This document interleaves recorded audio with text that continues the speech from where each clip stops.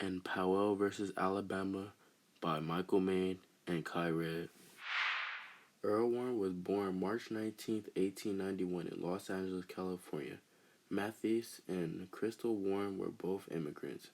Mathis worked on the railroad after being blacklisted for going on strike. Then later moved to Bakersfield, California, attending Washington Junior High, Kern County High School, and then the University of Cal Berkeley. He graduated in 1912 with a BA in political science. He also served in the Army during World War I. Earl Warren was appointed into the Supreme Court by Dwight D. Eisenhower on October 5, 1953. One of Earl Warren's court cases include Brown v. Board of Education, with Warren's final decision being African Americans and white kids were now allowed to attend the same school. It is recognized as one of the most powerful decisions made in court history. Another one of Earl Warren's court cases includes Miranda v. Arizona. Miranda was convicted of rape, but since he hadn't read his rights, he was almost ruled innocent but was guilty due to his written confession. Earl Warren was a former California governor who was also head of the investigation of the JFK assassination.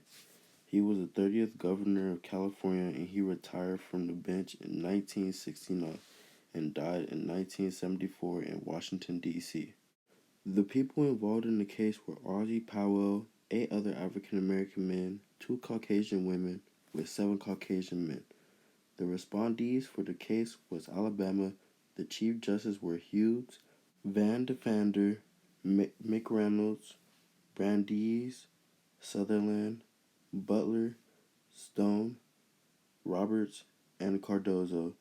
Stephen R. Roddy was sent from Chattanooga, Tennessee to represent the defendants, with the local attorney Milo Moody to aid him on the case. This case occurred on March 25, 1931, but the case was argued from October 10, 1932 to November 7, 1932. This case originated on a train that was departed from Chattanooga, Tennessee, and stopped in Paint Rock, Alabama. They were sent to a court in Scottsboro, Alabama, but after accusations were made, they had to be transferred to Gladstone out of concern for the African American men's safety from large crowds and mobs. The Scottsboro men and the 7 Caucasian men broke into a fight on the Condola cart.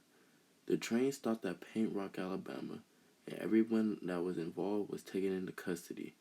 In Scottsboro, Alabama, they appeared in court, and on March 31, 1932, the Scottsboro men pleaded not guilty. The same day they pleaded not guilty, the women accused the men of sexual assault, which led to a rape accusation. So by Alabama state law, they are required to the appointing of a counsel for a capital felony. But the U.S. Supreme Court's opinion cited a colloquy from the trial court judge regarding the issue of the counsel at arrangement. The Sixth Amendment was first applied in this case that guarantees of a legal counsel to the defendants in state courts. But in sources, it has been said that the 14th Amendment was violated of due process in this case. Under Alabama state law, the punishment for rape convictions ranged from 10 years to death. The punishment were to be fixed by the jury, and each defendant except for the 13-year-old boy Roy Wade were sentenced to death. The trial overruled motions for new trials and upheld the jury sentences. The Supreme Court of Alabama affirmed the convictions and sentences. Later, the judgments of the Supreme Court of Alabama were reversed and the cases were remanded by the U.S. Supreme Court. Powell won, then the state of Alabama lost. Its impact was solely for capital felony cases. In Powell versus Alabama, it was the first time the Sixth Amendment's rights to counsel was incorporated to state governments via the 14th Amendment due process clause. It was until 1963 opinion on Gideon versus Wainwright that the right to counsel was extended to all crimes and felonies. Thank you for watching our presentation. I hope you enjoyed the video.